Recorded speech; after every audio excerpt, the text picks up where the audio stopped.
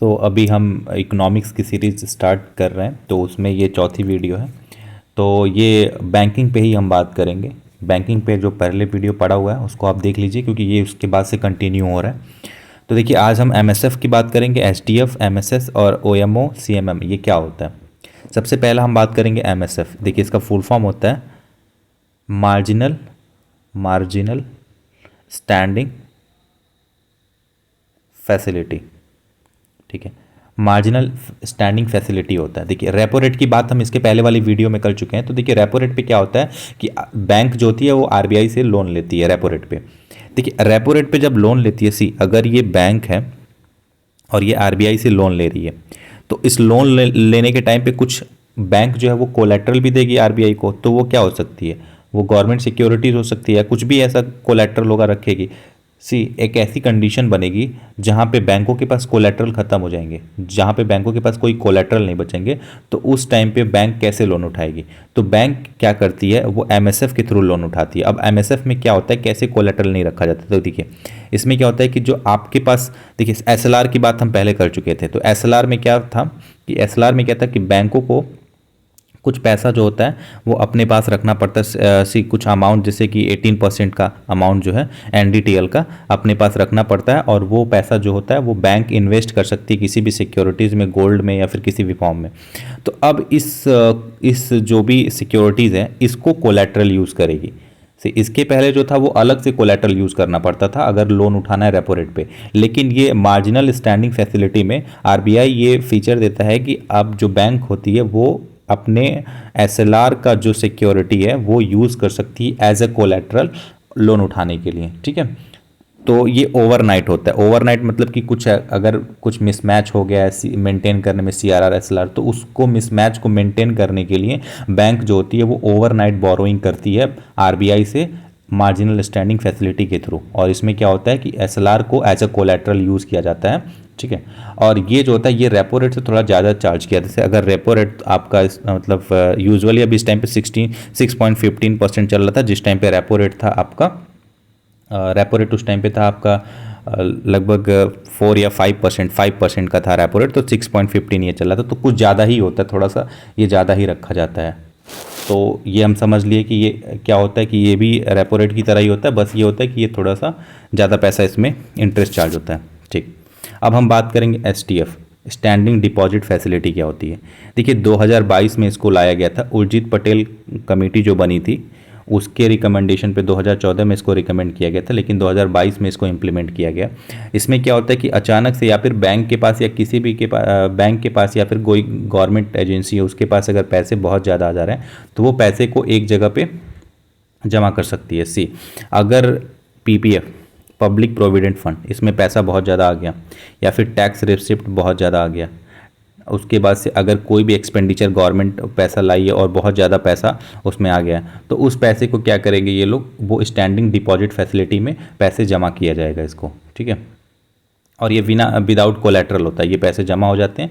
और इसमें देखिए क्या होता है कि बैंक जो होता है ये सीआरआर तो नहीं, लेकिन बैंक अगर इस पैसे को, बैंक के पास अगर बहुत ज़्यादा पैसा हो गया, तो वो स्टैंडिंग डिपॉजिट एसडीएफ के थ्रू, स्टैंडिंग डिपॉजिट फैसिलिटी के थ्रू आरबीआई के पास जमा करती है। और इसको आप जो आरबीआई होता है वो एसएलआर में कंसीडर करता है। मतलब जो एसएलआर का जो 18% मेंटेन करना था वो इसमें कंसीडर हो जाएगा अगर बैंक जो होती है अगर जमा करती है। तो ये बहुत ज़्यादा, जब एक्सेस अमाउंट ऑफ लिक्विडिटी अगर आ जाता है किसी गवर्नमेंट एजेंसी के पास या फिर बैंक के पास, तो वो आरबीआई के पास ये चीज़ जमा कर सकती है, विदाउट कोलेट्रल होता है। ठीक है, ये ऐसी चीज़ें ये चलती हैं, सिंपल सा।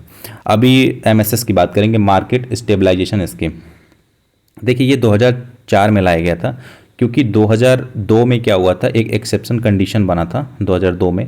बहुत ज़्यादा फॉरेन अमाउंट हमारे यहाँ पे, बहुत ज़्यादा फॉरेन वेल्थ हमारे यहाँ पे आ गया था। उसमें क्या हुआ था कि देखिए, फॉरेन वेल्थ आता है तो क्या होता है, मैं पहले ही बात कर चुका हूँ कि जो चीज़ें बहुत ज़्यादा होती हैं उसकी वैल्यू घटती है। तो अगर फॉरेन अमाउंट, जो फॉरेन वेल्थ है, डॉलर है, अगर हमारे मार्केट में, डॉलर ही नहीं वो होती है, बहुत ही चीज़ें होती है, डॉलर ही, येन होता है, रेनबी होता है, बहुत चीज़ें होती हैं। देखिए अगर डॉलर, यूरो भी होता है, डॉलर अगर हमारे मार्केट में आ गया तो फिर वो क्या हुआ, बहुत ज़्यादा अगर आ गया तो उसकी वैल्यू घट जाएगी और रुपीज़ की वैल्यू बढ़ जाएगी। अगर डॉलर हमारे मार्केट से बहुत ज़्यादा निकल रहा है तो रुपीज़ की वैल्यू घट जाएगी और डॉलर की वैल्यू बढ़ जाएगी।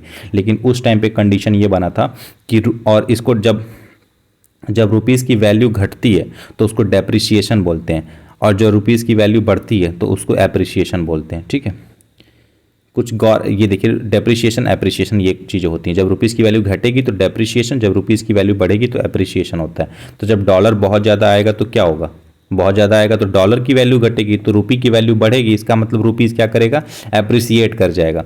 जब रुपीज़ एप्रिसिएट करता है तो हमारा एक्सपोर्ट जो होता है वो घट जाता है। कैसे घटेगा, क्योंकि अब जो फॉरेन वाले लोगों को हमारी चीज़ें बहुत महंगी मिलेंगी। पहले वो $1 में 80 रुपये का चीज़ पहले वो $1 में 80 रुपये का चीज़ खरीदते थे, लेकिन क्योंकि हमारा रुपीज़ जो है एप्रिसिएट कर गया है तो अब $1 की वैल्यू 60 रुपये हो गई।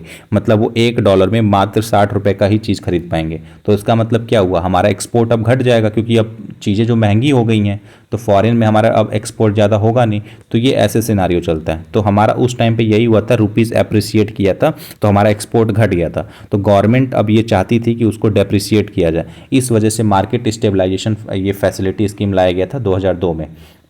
ये एक्सेप्शनल टाइम पे इसका यूज़ किया जाता है। तो गवर्नमेंट ऑफ इंडिया क्या करती है, एक बॉन्ड रिलीज़ करती है, जिस बॉन्ड का नाम होता है मार्केट स्टेबलाइजेशन बॉन्ड।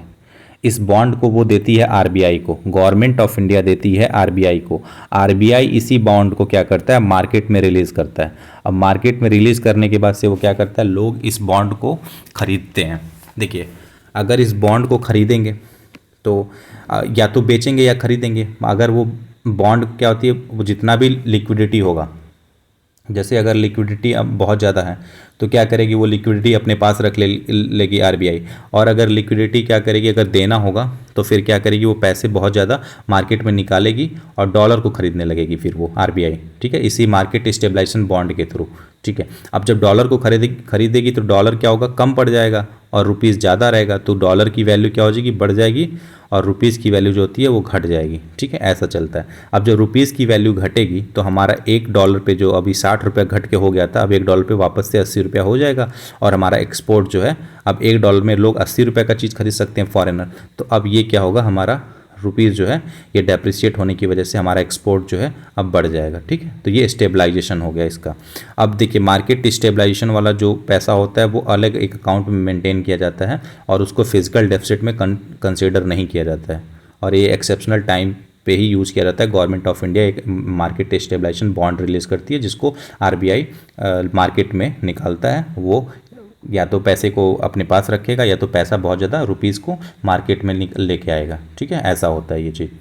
ये यूजुअली क्या होता है कि शॉर्ट टर्म का होता है, एक बॉन्ड होता है, ये बॉन्ड ही है मार्केट स्टेबलाइजेशन बॉन्ड, ये शॉर्ट टर्म का होता है, 6 महीने से कम का होता है। ठीक है, तो यहाँ पे हम इसकी बात किए मार्केट स्टेबलाइजेशन की। अब हम अगला देखेंगे ओपन मार्केट ऑपरेशन क्या होता है। ये अब हम ये हो गया आपका एमएसएस।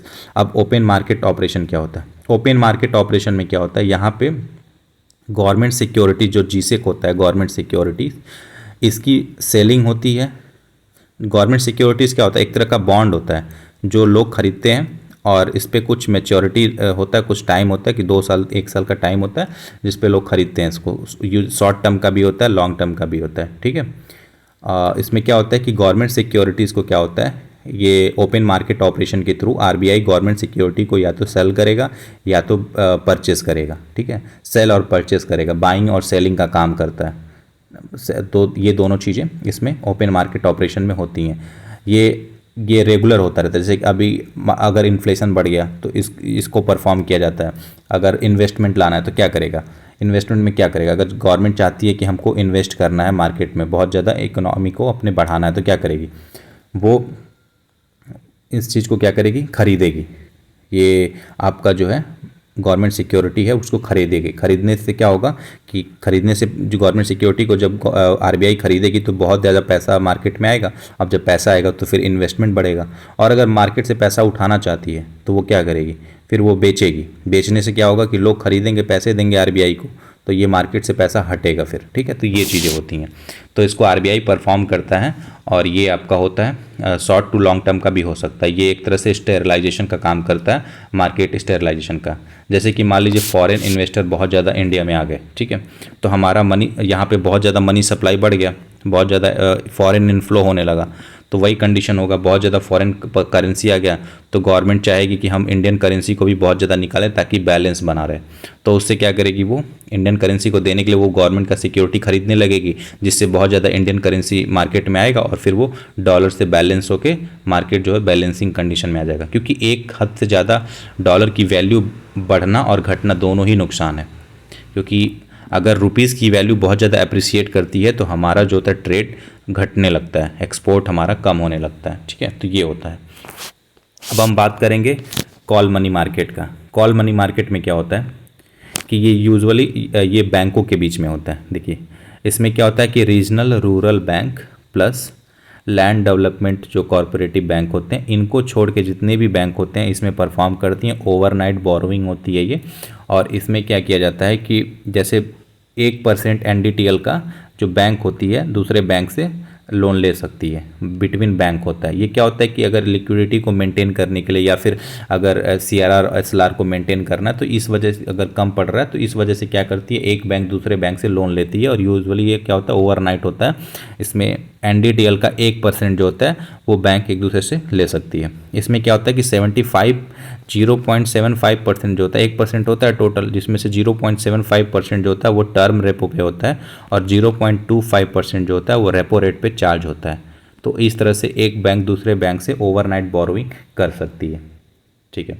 एक और कॉन्सेप्ट है लिक्विडिटी एडजस्टमेंट फैसिलिटी। देखिए ये पूरा जितना था ये लिक्विडिटी, जैसे ओपन मार्केट ऑपरेशन हो गया, मार्केट स्टेबलाइजेशन हो गया, ये क्या होता है, ये लिक्विडिटी एडजस्टमेंट फैसिलिटी ही होती है। लिक्विडिटी एडजस्टमेंट में क्या होता है, हमको लिक्विडिटी को मेंटेन करना है। बहुत ज़्यादा लिक्विडिटी रहेगी तो या तो एप्रिसिएशन डेप्रिसिएशन का कॉन्सेप्ट आ जाता है या तो इन्फ्लेशन का आ जाता है। इन्फ्लेशन से ही लिंक है एप्रिसिएशन डेप्रिसिएशन। देखिए जब मार्केट की वजह से पैसे की वैल्यू घट रही है बढ़ रही है तो एप्रिसिएशन डेप्रिसिएशन होगा। लेकिन अगर गवर्नमेंट अपने इंटेंशन से वो चीज़ें कर रहा है तो उसको डिवैल्यूएशन बोलते हैं। डिवैल्यूएशन कैसे होता है, जैसे गवर्नमेंट अगर चाहेगी कि हमको एक्सपोर्ट बहुत ज़्यादा बढ़ाना है तो एक्सपोर्ट बढ़ाने के लिए गवर्नमेंट क्या करेगी कि हम अपने रुपीज़ की वैल्यू को घटाएगी। अगर रुपीज़ की वैल्यू घट गई तो अगर 1 रुपीज़ की वैल्यू अगर $100 हो गई तो अब एक डॉलर की वैल्यू अगर 100 रुपीज़ हो गई तो अब $1 में 100 रुपीज़ की चीज़ें फॉरेनर खरीद सकते हैं। तो अब वो लोग ज़्यादा यहाँ से चीज़ें खरीदेंगे तो हमारा एक्सपोर्ट बढ़ेगा, ठीक है। लेकिन हमारा इंपोर्ट बहुत महंगा हो जाएगा, क्योंकि अब हमको $1 का सामान खरीदने के लिए 100 रुपये इन्वेस्ट करना पड़ रहा है। तो हमारा इंपोर्ट बहुत महंगा हो जाएगा, बट एक्सपोर्ट हमारा सस्ता हो जाएगा, तो एक्सपोर्ट हमारा बढ़ेगा, ठीक है। अब इसीलिए क्या करती है गवर्नमेंट, डिवैल्यू करती है रुपीज़ को। और डिवैल्यू करने के लिए क्या करेगी, या तो मार्केट में बहुत ज़्यादा पैसा लेके निकाल देगी जिससे हमारा रुपीज़ जो होता है डिवैल्यू हो जाता है। तो इसी को लिक्विडिटी एडजस्टमेंट फैसिलिटी करते हैं। मतलब लिक्विडिटी को या तो कम करना हो, लिक्विडिटी मतलब क्या होता है, पैसा को या तो मार्केट से कम करना पड़ता है या तो मार्केट में बहुत ज़्यादा पैसा लाना, ये चीज़ें होती हैं, ठीक है। अब एक बेस रेट की बात मैं यहीं कर लेता हूँ। बेस रेट क्या होता है, देखिए बैंक जो होता है एक RBI जो होता है एक बेंचमार्क बनाता है कि एक बेस रेट का एक बेंचमार्क बनाता है बैंकों के लिए। अब इस बेस रेट के नीचे जो होता है बैंक लोन नहीं दे सकती है। कई बार ऐसा होता है कि बैंक जो होती है वो लोन देने के चक्कर में बहुत कम रेट पे लोन देने लगती है, जिससे मार्केट जो होता है वो RBI का जो गाइडलाइन होता है, जो मॉनेटरी पॉलिसी होती है, जो ये इन्फ्लेशन को कम करने के लिए, वो परफॉर्म नहीं कर पाता RBI। इस वजह से एक बेस रेट तय किया जाता है जिसके नीचे जो होता है बैंक लोन नहीं दे सकती है, ठीक है। तो ये सब कॉन्सेप्ट था आपका।